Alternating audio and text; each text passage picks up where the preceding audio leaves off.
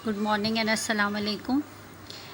Today this is chemistry lecture for class 10th and we are starting unit number 10, which is acid, base and salts. Students, we are discussing some important things in this chapter related to acid, base and salts. First of all, we study the concepts of acid and bases. Acid and base concepts जो हैं वो तीन हैं: Arrhenius concept, Bronsted Lowry concept and Lewis concept. इसके बाद हम study करेंगे properties of acids, base and salts. Properties जो हैं वो टू टाइप्स की हम स्टडी करेंगे, एक फ़िज़िकल प्रॉपर्टीज़ हैं और एक chemical properties. Physical properties physical state of matter से रेलेवेंट होंगी और केमिकल प्रॉपर्टीज़ में हम केमिकल रिएक्शंस को स्टडी करेंगे। इसके बाद हम स्टडी करेंगे एसिड और बेस के यूजेस को, कि डेली लाइफ में इनका क्या यूज़ है या हमारी इम्पॉर्टेंट प्रोडक्ट्स बनाने में ये कैसे यूटिलाइज़ किए जाते हैं। इसके बाद हमारा नेक्स्ट आर्टिकल है पीएच स्केल, जो कि हमें हेल्प करता है to find out the material is acidic और बेसिक इन नेचर। और इसके साथ ही हम इंडिकेटर्स को स्टडी करेंगे जो कि इंडिकेट करते हैं कि मटेरियल जो है वो एसिडिक इन नेचर है, बेसिक है या न्यूट्रल है, यानी कि सॉल्ट्स हैं उसमें। इसके बाद सॉल्ट्स का आर्टिकल हम स्टडी करेंगे। सॉल्ट्स जब हम स्टडी करेंगे तो उसमें हम पढ़ेंगे प्रिपरेशन सॉल्ट्स की, कैसे प्रिपेयर किए जाते हैं और इसकी टाइप्स। इसके साथ साथ सॉल्ट्स की प्रॉपर्टीज़ को स्टडी करेंगे और डेली लाइफ में सॉल्ट्स के क्या यूजेस हैं इसको स्टडी करेंगे। जब हम सॉल्ट्स का आर्टिकल स्टडी करते हैं तो इसके साथ साथ हमें डिटेल में न्यूट्रलाइजेशन को बताना होता है, क्योंकि एसिड और बेस जब भी रिएक्ट करेंगे तो एक रिएक्शन प्रोड्यूस होता है, वो स्पेशल टाइप का रिएक्शन होता है जिसे न्यूट्रलाइजेशन रिएक्शन कहते हैं। अब हम इंट्रोडक्शन की तरफ आ जाते हैं। फर्स्ट है जी introduction of acid and base. Universe में जितनी भी चीज़ें प्रेजेंट हैं that is actually named as matter. ये सब चीज़ें हम ऑलरेडी स्टडी कर चुके हैं, लेकिन इसका ओवरव्यू हम लेने के बाद ही हम एसिड बेस की तरफ चल सकते हैं। मैटर को केमिस्ट्री में दो फॉर्म्स में स्टडी किया जाता है, या वो सब्सटेंस हो सकता है या वो मिक्सचर। सब्सटेंस हमेशा प्योर फॉर्म होती है, प्योर मटेरियल्स को कहते हैं, और मिक्सचर इम्प्योर मटेरियल्स हैं। सब्सटेंसेस जो कि प्योर मटेरियल हैं, इसकी दो बेसिक टाइप्स हैं, element and compound. Elements and compounds, इसमें कंपाउंड को हमने स्टडी करना है कि यूनिवर्स में जितने भी कंपाउंड्स प्रेजेंट हैं दैट आर टू और more than two things with fixed ratio, यानी कि यूनिवर्स में जितने भी कंपाउंड्स प्रेजेंट हैं वो टू या टू से ज़्यादा थिंग्स से मिलके बने होते हैं, और ये जो थिंग्स होती हैं that are placed in a fixed ratio. इस वर्ड्स फिक्स्ड रेशो का क्या मतलब है, ये वैसे हम डिटेल से पहले भी पढ़ चुके हैं, लेकिन फिक्स्ड रेशो का ये मतलब हम इस एग्जांपल से स्टडी करते हैं। वाटर जो है उसमें हाइड्रोजन और ऑक्सीजन दो एलिमेंट्स हैं जिनकी हेल्प से हमने वाटर का कंपाउंड प्रिपेयर किया है, और इसके अंदर हाइड्रोजन 2 एटम्स की फॉर्म में प्रेजेंट है और ऑक्सीजन का ओनली 1 एटम प्रेजेंट है। It means it has fixed ratio 2:1। अगर हम इस रेशो को डिस्टर्ब कर दें, if we disturb it then it is 3:1 कर दें, तो हाइड्रोजन, इसका मतलब होगा कि 3 टाइम्स हो गया है और ऑक्सीजन अभी भी 1 टाइम है, तो ये कंपाउंड बन जाएगा hydronium ion H3O positive. It means कि रेशो चेंज होने से कंपाउंड का स्ट्रक्चर और फॉर्मूला दोनों चेंज हो गए हैं। एक और एग्जांपल स्टडी करते हैं कि अगर हम वाटर में हाइड्रोजन और ऑक्सीजन को 2:2 रेशो में कर दें then it become hydrogen peroxide H2O2, जिसका फॉर्मूला है H2O2। कंपाउंड्स जो हैं वो यूनिवर्स में जितने भी कंपाउंड्स प्रेजेंट हैं that are of 2 types. Organic compound and inorganic compound. Organic compound ऐसे कंपाउंड होते हैं जिनमें कार्बन और हाइड्रोजन के एलिमेंट्स प्रेजेंट हैं, जबकि इनऑर्गेनिक कंपाउंड्स ऐसे कंपाउंड्स हैं जिनमें other than carbon and hydrogen all elements are present which are present in the universe. इसका ये मतलब हुआ कि यूनिवर्स में 118 एलिमेंट्स हैं। कितने? टोटल 118 एलिमेंट्स हैं, और इसमें से कार्बन बेस्ड एलिमेंट है ऑर्गेनिक कंपाउंड, बाकी सारे 117 एलिमेंट्स जो हैं वो इनऑर्गेनिक कंपाउंड्स हैं। अब चाहे कंपाउंड ऑर्गेनिक है या कंपाउंड इनऑर्गेनिक है, ये सब इन कम्बिनेशन 3 फॉर्म्स में यूनिवर्स में प्रेजेंट हैं। या ये कंपाउंड्स एसिड्स होंगे, या ये बेसिस होंगी, या ये सॉल्ट्स होंगे। बेशक ऑर्गेनिक एसिड्स हैं या इनऑर्गेनिक एसिड्स हैं, बेशक ऑर्गेनिक बेसिस हैं या इनऑर्गेनिक बेसिस हैं, ऑर्गेनिक सॉल्ट्स हैं या इनऑर्गेनिक, लेकिन ये 3 फॉर्म्स में यूनिवर्स में चीज़ें प्रेजेंट हैं। सेकेंड पॉइंट जो इंट्रोडक्शन में डिस्कस किया गया है दैट इज़ हिस्ट्री, कि फ़र्स्ट टाइम एसिड्स को प्रिपेयर किसने किया था। एसिड को first time scientist Jabir ibn हियान या जाबिर बिन हियान, दोनों नाम नोन हैं, जाबिर इब्न हियान ने प्रिपेयर किया था, और इसी वजह से इसे फादर ऑफ केमिस्ट्री कहते हैं, क्योंकि इसने केमिस्ट्री को इंट्रोड्यूस किया था और इसने बहुत सी चीज़ें प्रिपेयर की थी।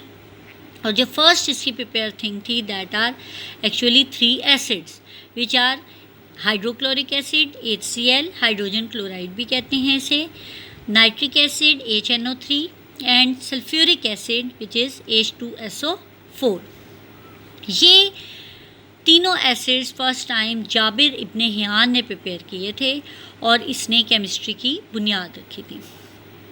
ये जो क्वेश्चन है ये आपको शॉर्ट क्वेश्चंस में भी पूछा जाता है और MCQs में भी आता है कि what is the contribution of Jabir bin Hayyan और which acids are prepare by Jabir bin हियान।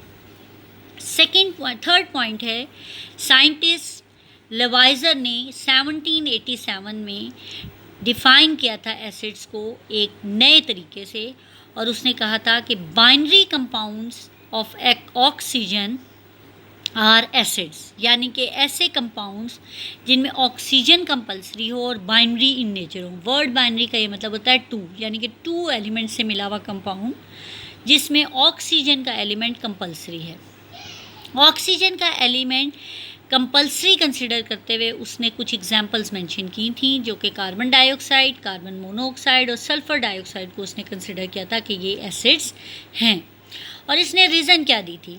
इसने रीज़न ये दी थी कि बाइनरी कंपाउंड्स जब ऑक्सीजन जिनमें प्रेजेंट होती है, जब आप इसको डिज़ोल्व करते हैं वाटर में, तो एसिडिक सोल्यूशन प्रिपेयर हो जाता है।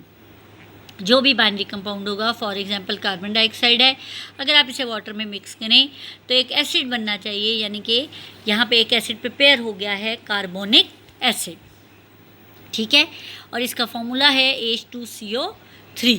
इसी तरह सल्फ़र डाइऑक्साइड को जब वाटर में मिक्स किया जाए तो सल्फ्यूरिक एसिड प्रिपेयर होता है, और ये भी लाइट एसिड है, लेकिन अगर हम इसे थोड़ा सा चेंज करें और वाटर की क्वांटिटी को इंक्रीज़ करें तो ये कन्वर्ट हो जाता है सल्फ्यूरिक एसिड।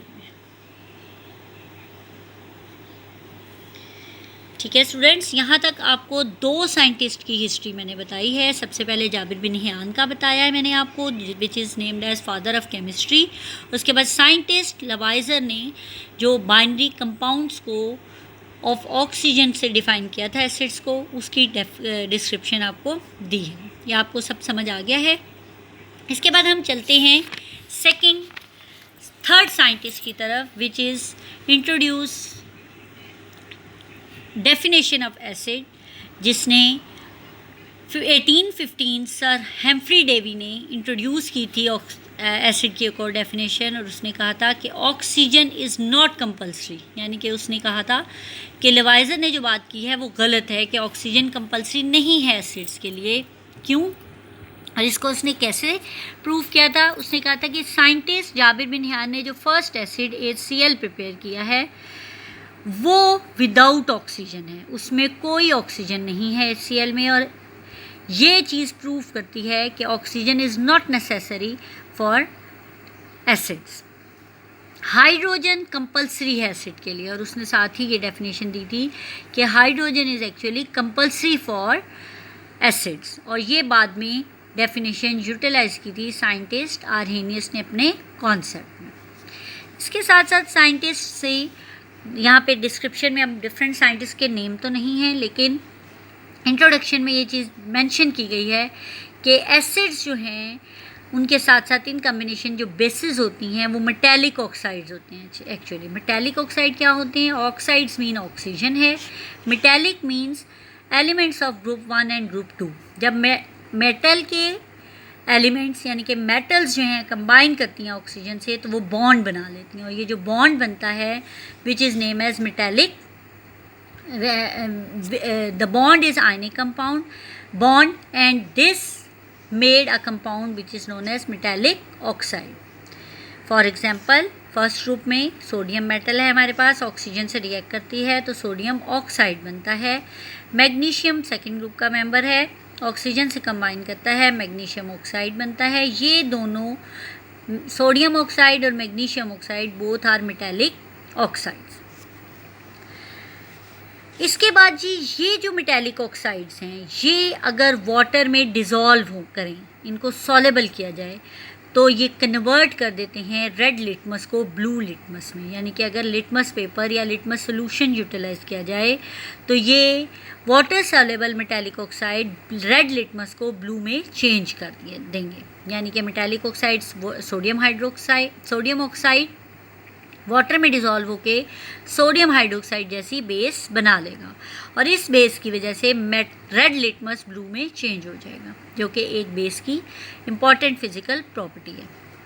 इसी तरह मैग्नीशियम वाटर से रिएक्ट करेगा तो मैग्नीशियम हाइड्रोक्साइड बनाएगा, और ये भी रेड लिटमस को ब्लू में कन्वर्ट कर देगा। इन जनरली एसिड्स जो हैं वो डिराइव किए गए हैं फ्रॉम लैटिन वर्ड, और ये जो लैटिन वर्ड है ये है जी एसिडस, और इसका मीनिंग है सोर।